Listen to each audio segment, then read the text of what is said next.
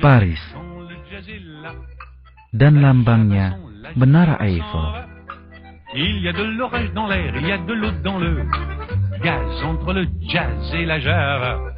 Selain membuat orang kagum dengan keindahannya, menara ini pun benar-benar merupakan sebuah keajaiban teknik. Et la malle, ses petites fesses en bataille sous sa jupe fondue. Begitu pula dengan kekokohannya. S'en va dans la rue. Quand le jazz est là. Menara ini mampu menahan angin dan guncangan paling kuat. Il y a de l'orage dans l'air, il y a de l'eau dans le gaz entre le jazz et la java. Quand j'écoute Béa un soir. Sumber ilham di balik Menara Eiffel lah yang justru paling menarik. Menara ini diilhami oleh rancangan tulang tubuh manusia,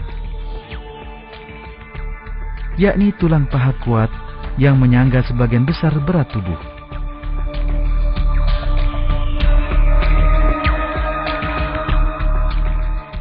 Ahli anatomi Hermann von Meyer yang mempelajari kerangka manusia di awal tahun 1850-an menemukan hal yang cukup menarik. Dalam kedudukan tegak, tulang paha mampu menopang beban seberat 1 ton. Dan tulang ini terbentuk atas jeruji yang saling berhubungan seperti sebuah sangkar.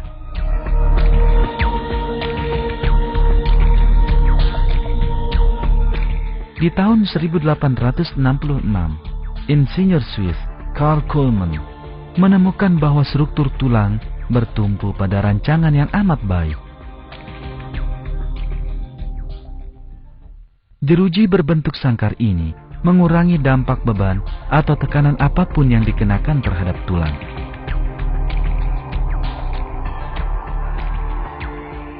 Ini karena jeruji tersebut disusun sepanjang garis gaya yang timbul saat berdiri.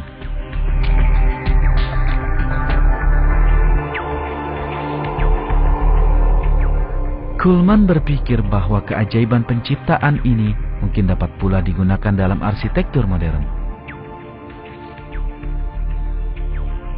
Dan Eiffel pun dibangun dengan jeruji bak sangkar, persis seperti pada tulang paha. Keajaiban dari Allah pada tubuh manusia telah menjadi sumber ilham bagi teknologi.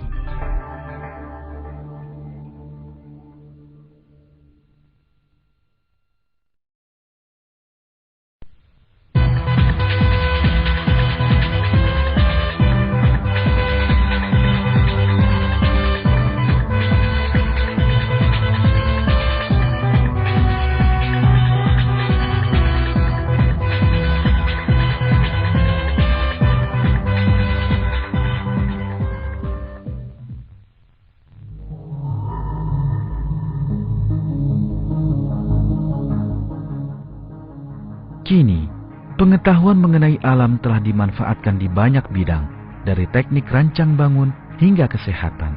Dan pengetahuan ini telah memicu munculnya satu cabang baru ilmu pengetahuan, biomimetika.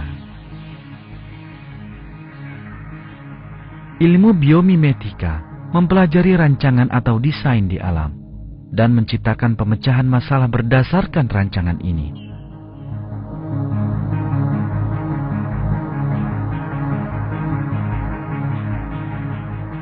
Alasan mengapa rancangan di alam sedemikian sempurna sehingga mengilhami teknologi adalah karena seluruh alam adalah ciptaan Allah.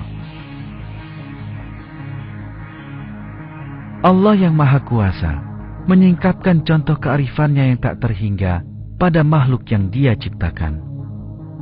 Dalam film ini, kita akan melihat contoh-contoh dari ilmu biomimetika dan mengkaji alam yang ternyata sungguh merupakan bukti agung penciptaan.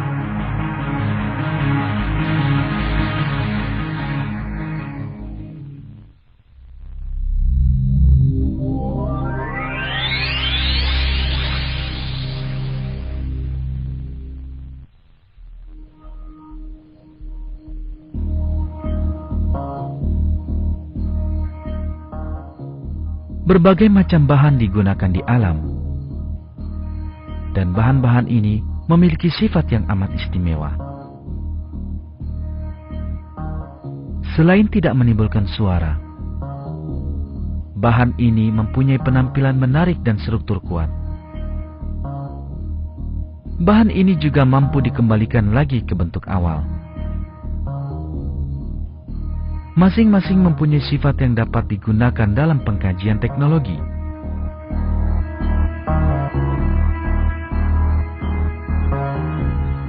Porselen adalah bahan yang sering dimanfaatkan dalam kehidupan sehari-hari. Bahan ini digunakan di berbagai bidang, dari konstruksi hingga kelistrikan. Pembuatannya membutuhkan suhu 1000 hingga 1500 derajat Celcius. Porselen alami juga ditemukan pada makhluk hidup. Satu contohnya adalah cangkang binatang laut.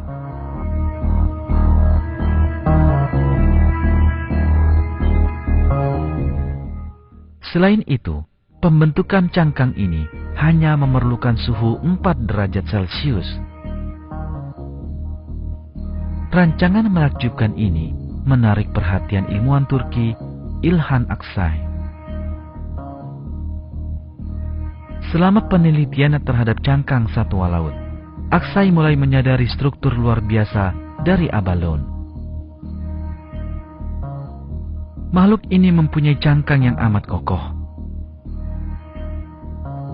Cangkang ini amat kuat sehingga mencapai 2 kali lipat kekuatan keramik buatan teknologi maju. Billy Goodman, penulis ilmu pengetahuan asal Amerika, mengulas bahan ini sebagai berikut.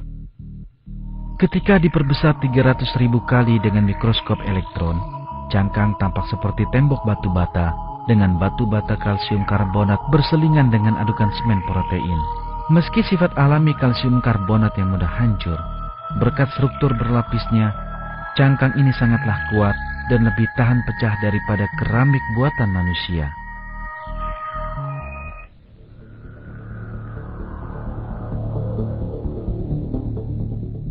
Terilhami oleh contoh ini, Aksay membuat bahan sangat keras dan kuat, bentuk berlapis dari boron karbida atau aluminium.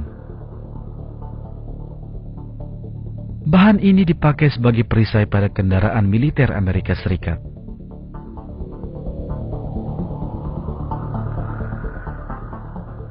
Benda-benda buatan manusia akhirnya akan retak dan hancur. Tidaklah mungkin menyusun kembali benda yang hancur ke keadaan aslinya. Dan hanya sebagiannya yang dapat diperbaiki.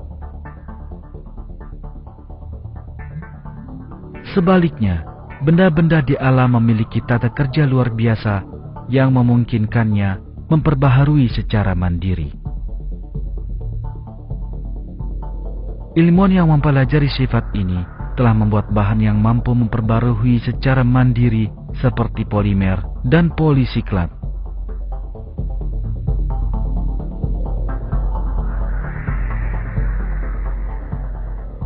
Kebanyakan benda di alam tersusun atas berbagai jenis unsur pembentuk.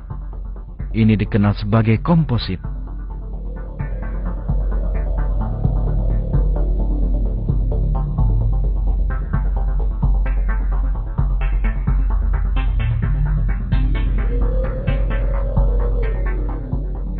Fiberglass atau serat kaca yang kini dipakai di berbagai bidang adalah komposit buatan. Bahan ini ringan, kuat dan lentur.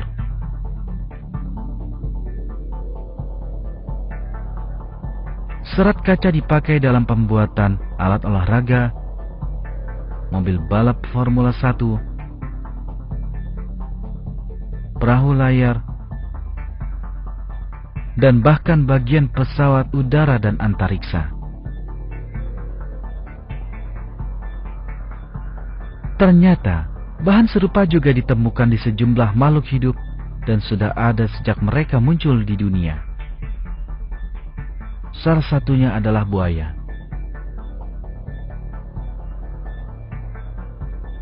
Jaringan khusus pada kulit tebal buaya mempunyai struktur serupa serat kaca.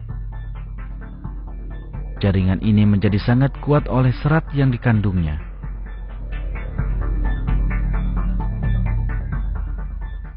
Penambahan serat ke dalam jaringan menjadikannya sungguh kuat. Komposit tiruan jauh lebih lemah dan kalah unggul dibandingkan ini.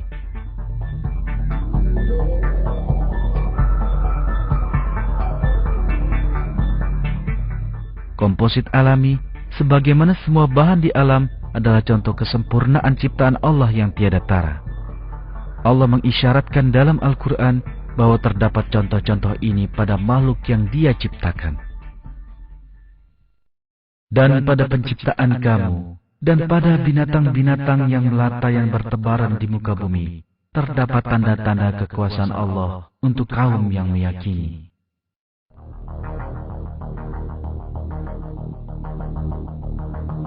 Satu lagi contoh komposit alami adalah jaringan penyambung otot dengan tulang, yakni tendon.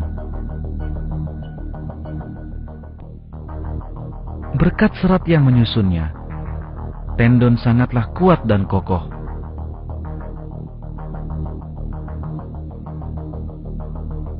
Inilah alasan mengapa rancangan tendon telah menjadi sumber ilham bagi industri konstruksi. Teknologi kabel baja yang digunakan pada jembatan gantung dikembangkan dengan struktur menyamai tendon.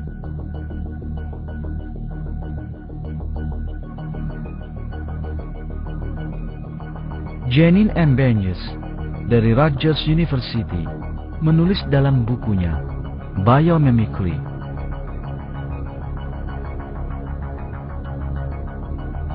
Tendon pada lengan bawah Anda adalah seikat pilinan kabel, seperti kabel yang digunakan dalam jembatan gantung. Setiap utas kabel itu sendiri merupakan seikat pilinan kabel yang lebih tipis. Setiap kabel yang lebih tipis ini pun merupakan seikat pilinan molekul, yang tentu saja berupa bundelan terpilin dan berulir dari atom-atom.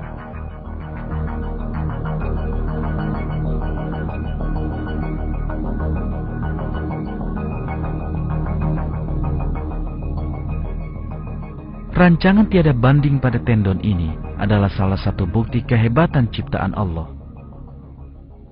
Dalam satu ayat Al-Quran, Allah mewahyukan, "Kami telah menciptakan mereka dan menguatkan persendian tubuh mereka. Apabila kami menghendaki, kami sungguh-sungguh mengganti mereka dengan orang-orang yang serupa dengan mereka."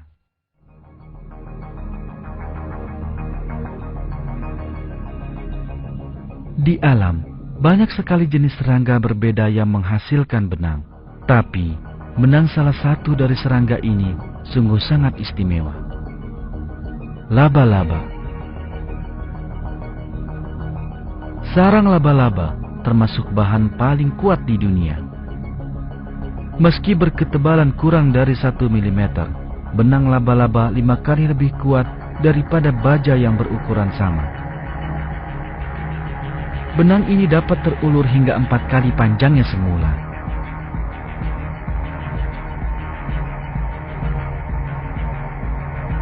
Karena sangat ringan, seutas benangnya yang terulur hingga 3 kali keliling bumi berbobot tak lebih dari 1 kilogram. Semua laba-laba menghasilkan benang dengan sifat berbeda.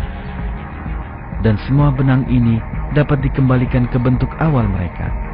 Seekor laba-laba dapat dengan mudah mendaur ulang sarang rusak menjadi benang kembali.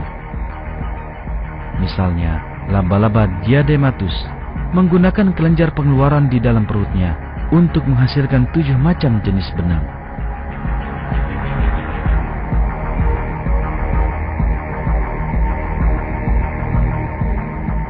Perusahaan DuPont, pembuat bahan kimia terbesar di dunia, merintis penelitian besar untuk mengkaji benang laba-laba.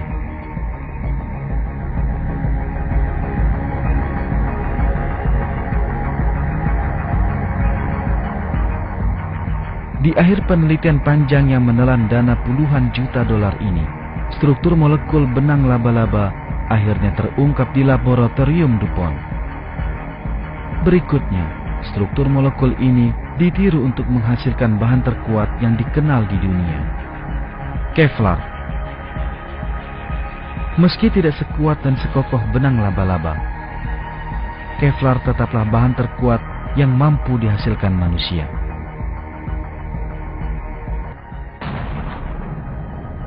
Berkecepatan 150 meter per detik, sebuah peluru melubangi apapun yang dikenainya. Namun peluru ini tak mampu menembus Kevlar.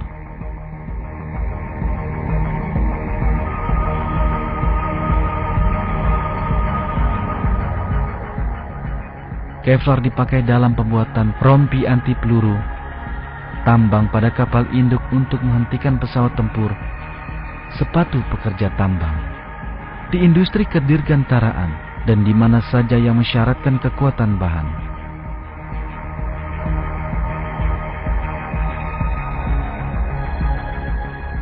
Namun benang laba-laba yang ditiru manusia untuk membuat Kevlar jauh lebih kuat daripada Kevlar itu sendiri.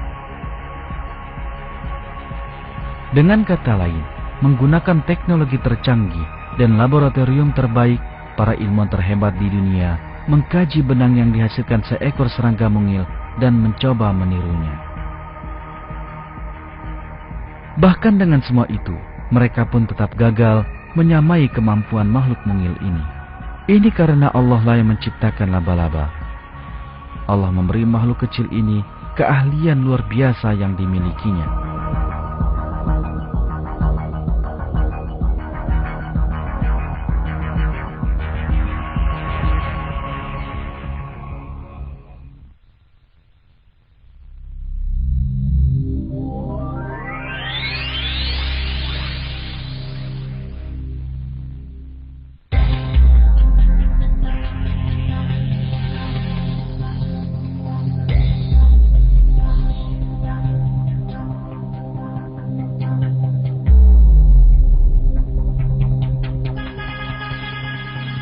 Gedung pencakar langit, kebanggaan abad ke-21. Namun bangunan megah ini memunculkan satu masalah baru yang memeras otak para arsitek dan insinyur, yakni bagaimana menjaga bagian luar gedung tinggi agar tetap bersih. Banyak perusahaan di seluruh dunia melakukan penelitian dan mencoba mencari jalan keluar permasalahan ini. Ternyata, jawaban itu tak datang dari laboratorium dan teknologi, tapi dari tempat yang sangat akrab, dari alam. Ini adalah bunga teratai yang dikenal sebagai lili putih. Bunga ini tumbuh di lingkungan kotor berlumpur. Namun, daunnya selalu bersih. Ada butiran debu pada permukaan teratai ini. Namun bunga ini menghilangkannya dengan cara paling menarik. Teratai mengalirkan tetesan air hujan pada permukaan daunnya ke arah butiran debu. Tetesan air hujan menghimpun seluruh debu, dan daun pun kembali bersih tanpa noda. Karena itulah teratai selalu tetap bersih.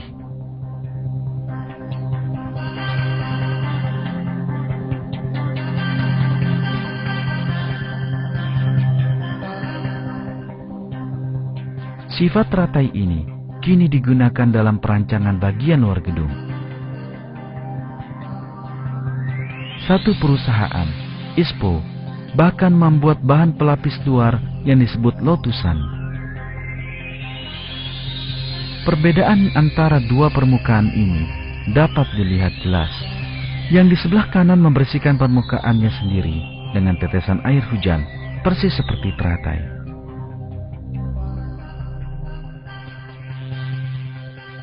Tumbuhan memberikan pemecahan masalah yang tak mampu dilakukan oleh arsitek, insinyur, dan perusahaan terkemuka penghasil bahan.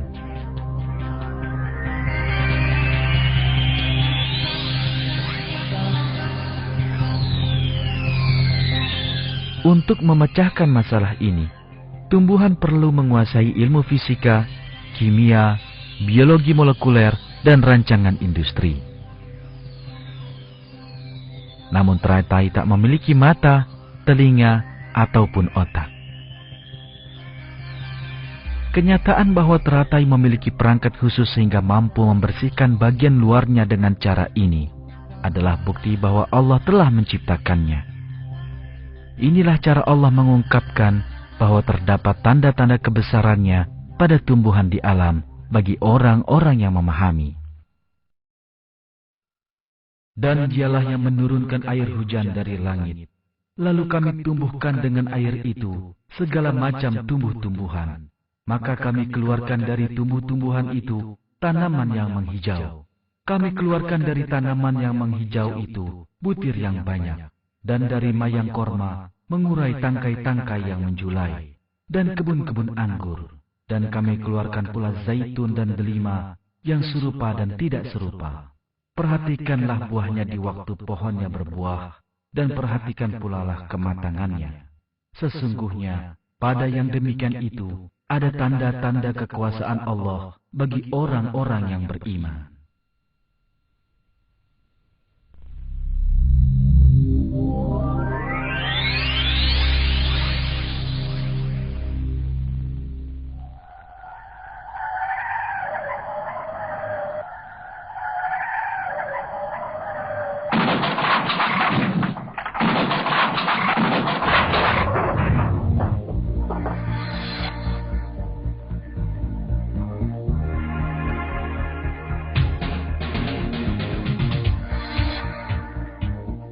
Kecelakaan yang terjadi dalam tes mengemudi ini terjadi ratusan kali setiap hari di seluruh dunia.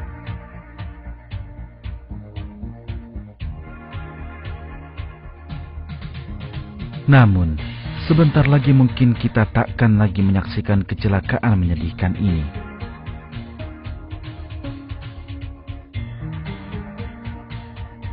Para ilmuwan sedang mempelajari bagaimana memecahkan masalah ini untuk selamanya.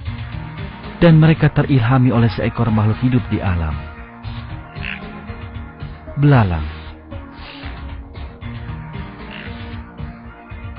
Belalang memecahkan masalah lalu lintas mereka sendiri, yang bahkan lebih buruk daripada yang dihadapi manusia. Serangga ini terbang dalam rombongan berjumlah jutaan ekor. Namun mereka tidak pernah bertuburkan satu sama lain.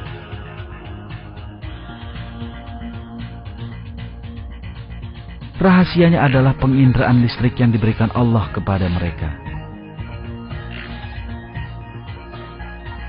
Sebuah alat tubuh di bagian depan belalang mengirimkan sinyal listrik.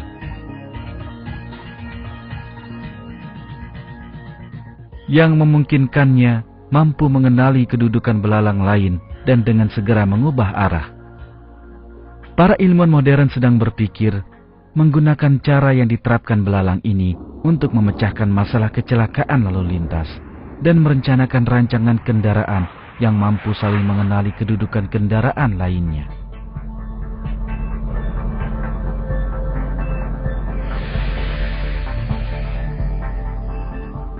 Pesawat terbang, salah satu hasil pengembangan teknologi transportasi. Kini adalah mudah bepergian dengan kecepatan tinggi menggunakan teknologi modern. Yang sulit adalah melaju cepat tanpa disertai kebisingan.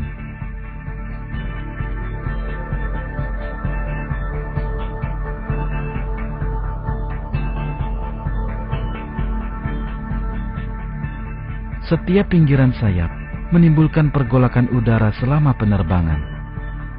Pusaran angin kecil yang ditimbulkannya di belakang sayap menghasilkan kebisingan.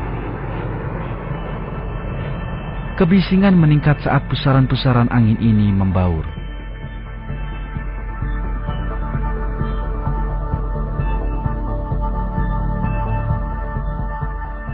Para insinyur yang sedang berusaha menghilangkan kebisingan tersebut menengok ke alam dan menemukan bahwa jalan keluarnya telah tersedia di sana.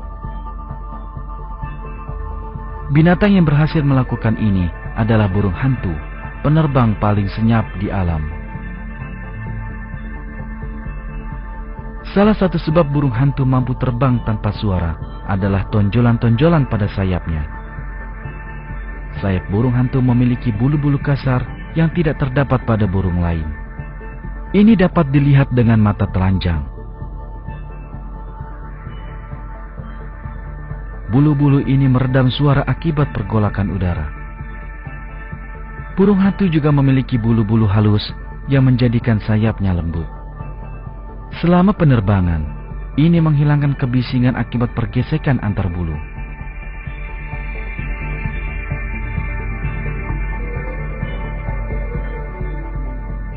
Perancang modern telah memanfaatkan ciri sayap burung hantu ini dan tengah merencanakan perubahan pada sayap pesawat terbang.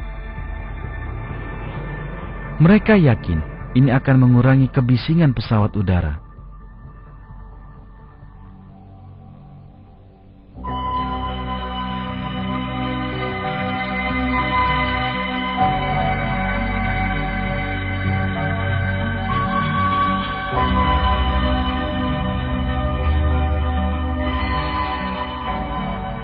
Kupu-kupu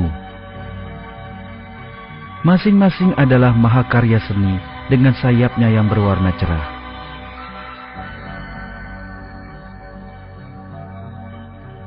Yang mengejutkan ialah ketiadaan pigmen, yakni zat penghasil warna pada sayapnya.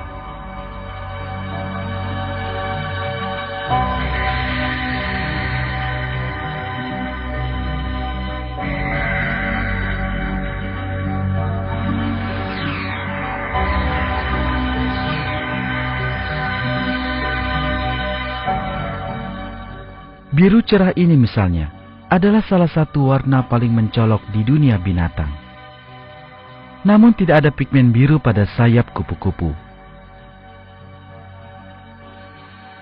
Rahasianya terletak pada pemantulan sinar. Sayap kupu-kupu dilapisi sisik-sisik tembus cahaya yang menipu mata yang memandangnya.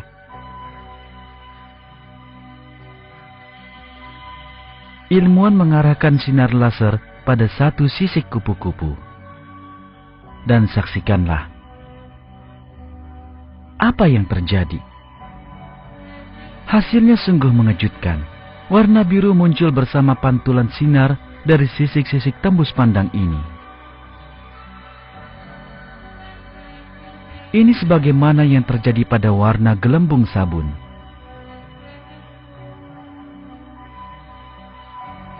Tak ada pigmen pada gelembung tersebut.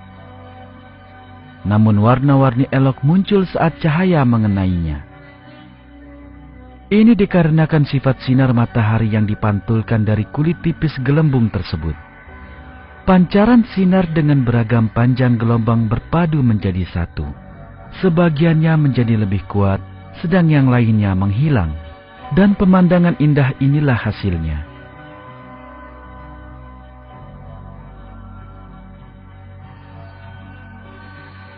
Setiap lembaran sisik kupu-kupu mengandung lapisan-lapisan selaput menyerupai daun. Selaput ini berfungsi seperti permukaan gelembung sabun. Sinar menerpa lapisan-lapisan ini dengan cara tertentu. Inilah yang menyebabkan semua warna selain biru terhilangkan. Perancang masa kini memanfaatkan ciri istimewa mengejutkan dari kupu-kupu ini. Mobil ini contohnya telah dilapisi dengan bahan yang mengatur pantulan cahaya. Ini berarti bahwa pigmen yang ada padanya takkan memudar dengan berlalunya waktu. Keragaman cahaya pada kupu-kupu ini menarik perhatian lembaga penelitian dan pengujian pertahanan Inggris yang berpikir bahwa struktur kupu-kupu ini mungkin akan membuka era baru dalam penyamaran kendaraan tempur. Sebagaimana makhluk hidup lain, contoh ini sekali lagi mengungkapkan bahwa kupu-kupu juga telah diciptakan dengan sifat dan ciri yang diperlukan bagi kelangsungan hidupnya. Ini membuktikan Allah telah menciptakan mereka. Allah mengungkapkan kehebatannya dalam mencipta dalam ayat Al-Quran.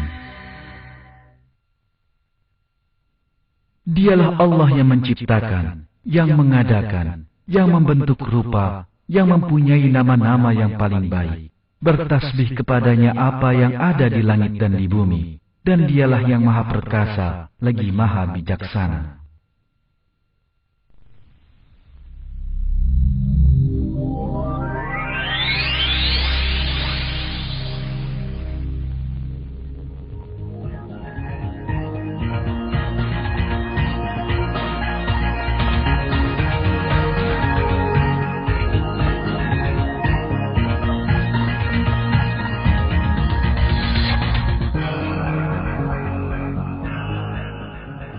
Penelitian tentang organ buatan telah semakin meningkat dengan penggunaan teknologi maju masa kini.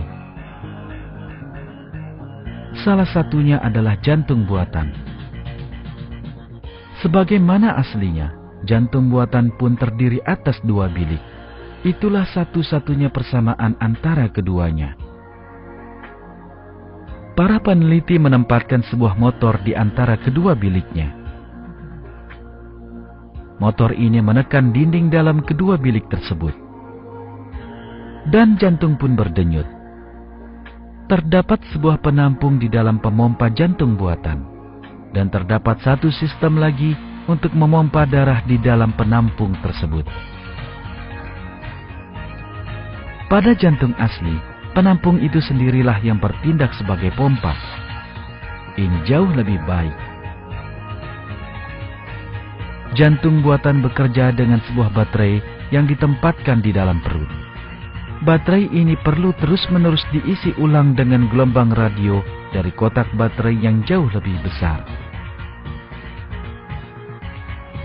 Jantung asli diberi makan dan tenaga oleh darah yang dipompanya.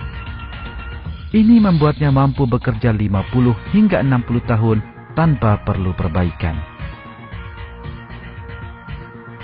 Jantung asli mampu memperbaiki dirinya sendiri. Karenanya, jantung asli tak pernah kehilangan kemampuan untuk tetap bekerja. Semua ciri ini membuatnya sungguh istimewa.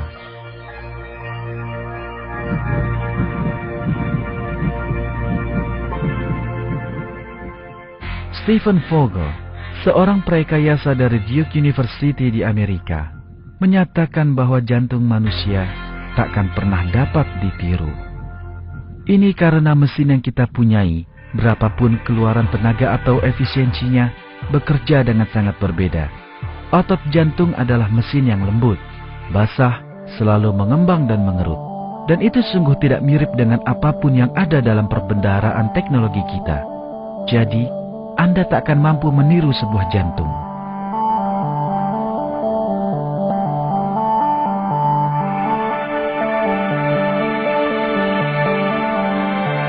Singkatnya, dengan semua teknologinya, manusia tak akan pernah mampu membuat jantung.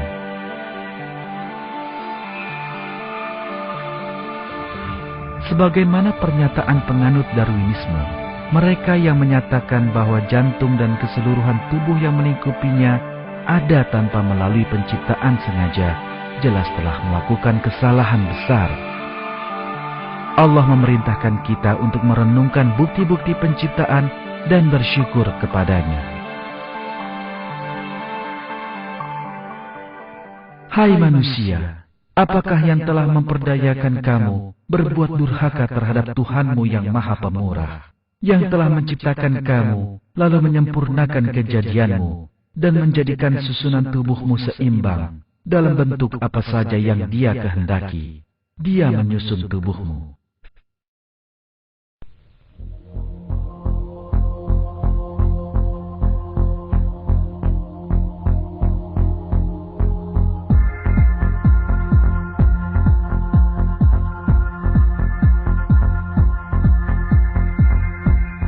Virus merupakan ancaman berbahaya terhadap sistem komputer.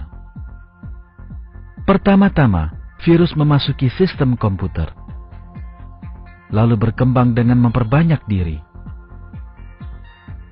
Virus benar-benar merusak teks dan data dalam komputer.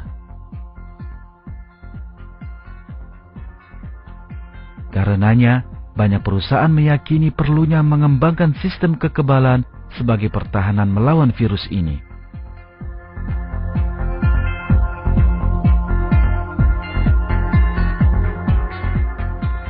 Salah satu pengkajian di bidang ini tengah dilakukan di laboratorium karantina virus Pusat Penelitian Watson milik IBM. Ilham di balik ini adalah sistem kekebalan pada tubuh manusia.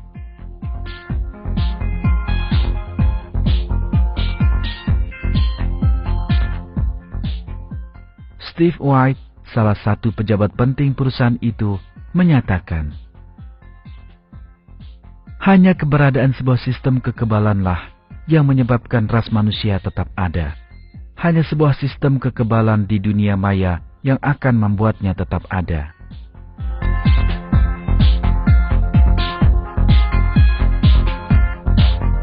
Virus komputer mempunyai masa hidup semu. Sebagaimana virus hidup di alam, virus komputer memanfaatkan sistem di tempat mereka berada untuk memperbanyak diri. Berdasarkan hal ini, para peneliti mulai mempelajari bagaimana sistem kekebalan tubuh manusia melindungi tubuh.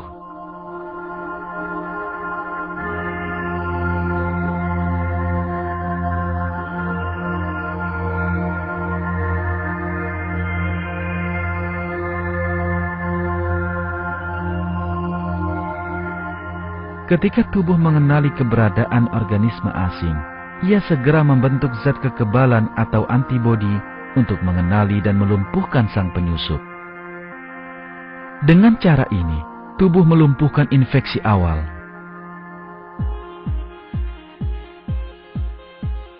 Untuk dapat bertindak lebih cepat terhadap kejadian serupa di masa mendatang, tubuh menyimpan sebagian antibodi ini untuk berjaga-jaga. Virus komputer juga mempunyai penanda yang memungkinkan pemrogramnya dapat dikenali. Setiap kali bertemu penanda semacam ini, program pelacak virus pada komputer mengirimkan peringatan bahwa ada virus dalam komputer.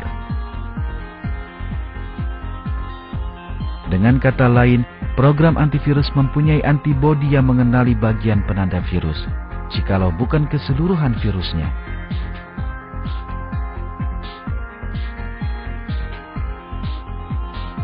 Lagi-lagi, contoh ini menunjukkan bahwa pemecahan atas masalah yang tak dapat diselesaikan manusia di bidang teknologi ternyata ditemukan di alam, bahkan di dalam tubuh kita sendiri. Ini karena Allah yang telah menciptakan manusia dan seluruh alam memiliki pengetahuan dan hikmah yang tak terbatas.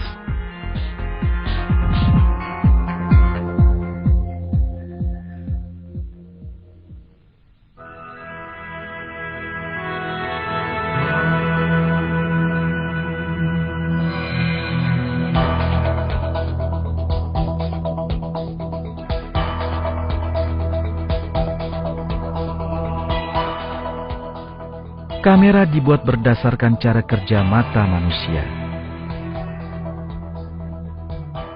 Ketika teknologi semakin maju dan rahasia mata mulai terungkap, kemampuan teknik perangkat ini pun berlipat ganda.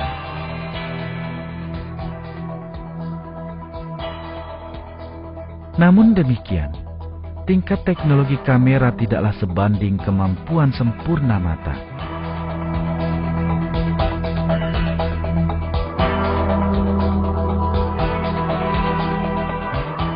Langkah pertama pengambilan gambar adalah menentukan fokus. Pada kamera manual, ini dilakukan dengan tangan dan secara otomatis pada kamera yang lebih canggih. Namun sistem otomatis ini bekerja sangat lambat dan tak pernah menghasilkan fokus sempurna. Sebaliknya, mata manusia senantiasa memfokus dan melakukannya dengan sangat singkat.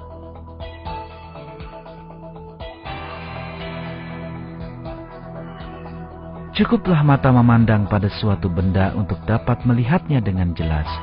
Segala hal lainnya dikerjakan secara otomatis oleh mata dan otak dalam waktu kurang dari 1/10 detik.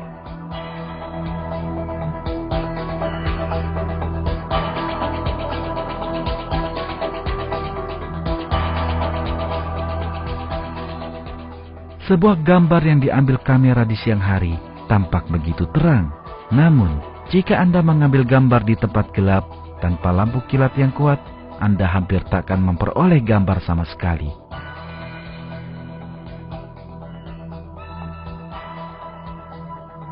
Tapi, Anda masih mampu melihat sekeliling Anda dengan sempurna dan sangat jelas dalam keadaan gelap. Mata kita melakukan penyesuaian mandiri terhadap keadaan dan kekuatan cahaya yang selalu berubah.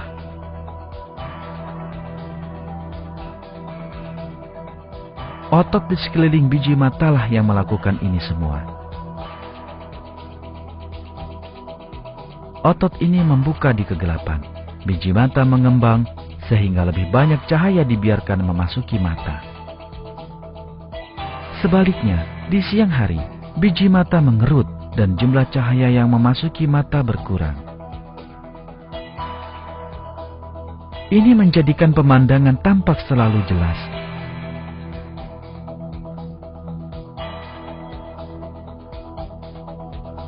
Tak diragukan lagi, mata dengan sistemnya yang sedemikian peka dan tanpa cacat adalah nikmat besar bagi kita dari Allah Pencipta kita. Karenanya, dalam Al-Quran, Allah menyeru kita merenungkan kenyataan ini dan bersyukur kepadanya.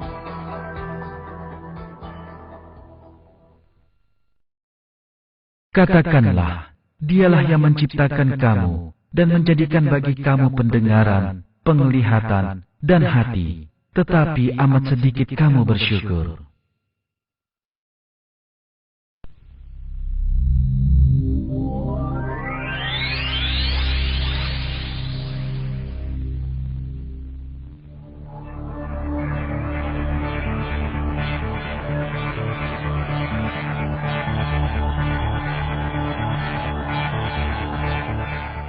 Meski dengan seluruh teknologi tinggi kita, bekerja di kedalaman samudra atau ruang angkasa masih sangat membahayakan para penyelam dan astronot.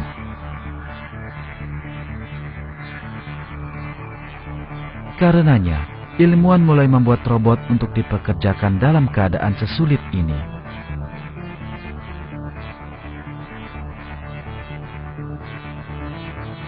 Kini, teknologi robot mempunyai terobosan baru dalam perencanaannya. Robot biomimetik atau mesin yang meniru alam.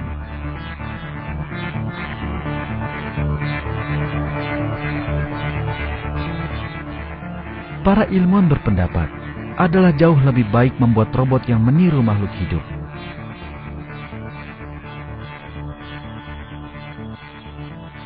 Misalnya, robot menyerupai kalajengking atau semut, dibuat untuk menjelajahi gurun pasir. Robot mirip ikan atau udang untuk penelitian bawah laut.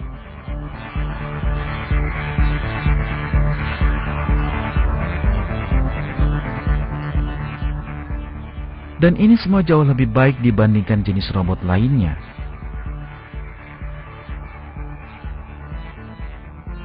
Rancangan sempurna tubuh makhluk hidup di alamlah yang mendorong ilmuwan menirunya.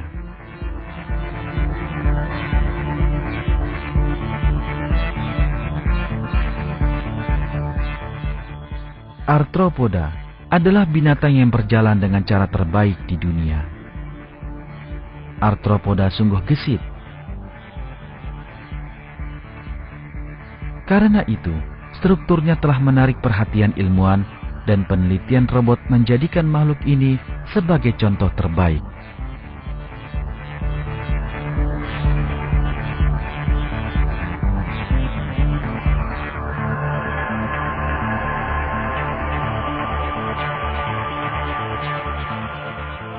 Robot ini diberi nama Aerial. Ahli robotnya adalah Ed Williams.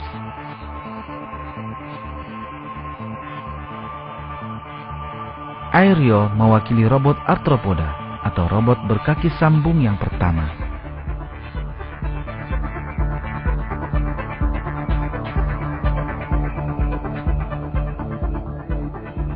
Sang robot dirancang meniru kepiting.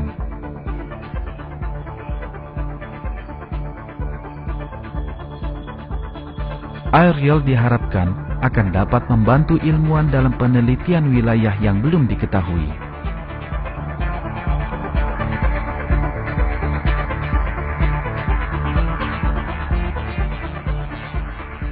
Namun, ada perbedaan besar antara Aerial dan makhluk hidup yang sesungguhnya. Betapapun sangat menyerupai kepiting, Aerial masih saja mengambil tenaga yang diperlukan untuk menggerakkan kaki-kakinya dari komputer yang terprogram sebelumnya. Gerakannya jauh lebih kaku dibandingkan kepiting.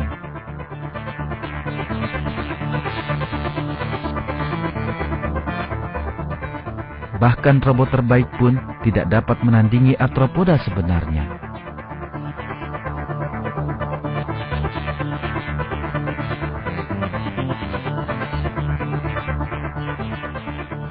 Contoh ini menunjukkan kepada kita betapa kerja keras besar harus dikerahkan untuk meniru satu saja dari keahlian makhluk hidup.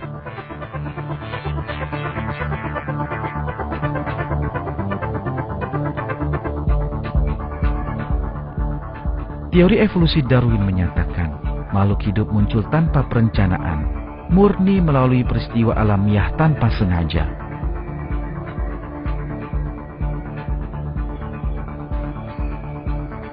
Namun, semakin orang mempelajari seluk-beluk alam, semakin banyak bukti-bukti baru keberadaan Allah ditemukan.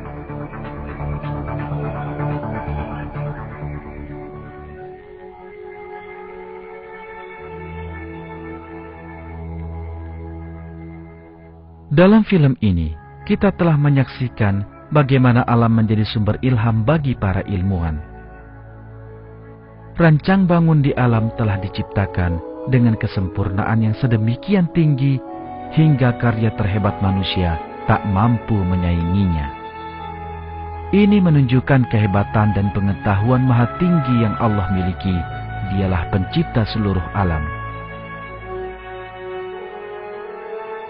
Kebenaran lain yang patut dipahami adalah Allah menciptakan segala sesuatu tanpa meniru contoh apapun.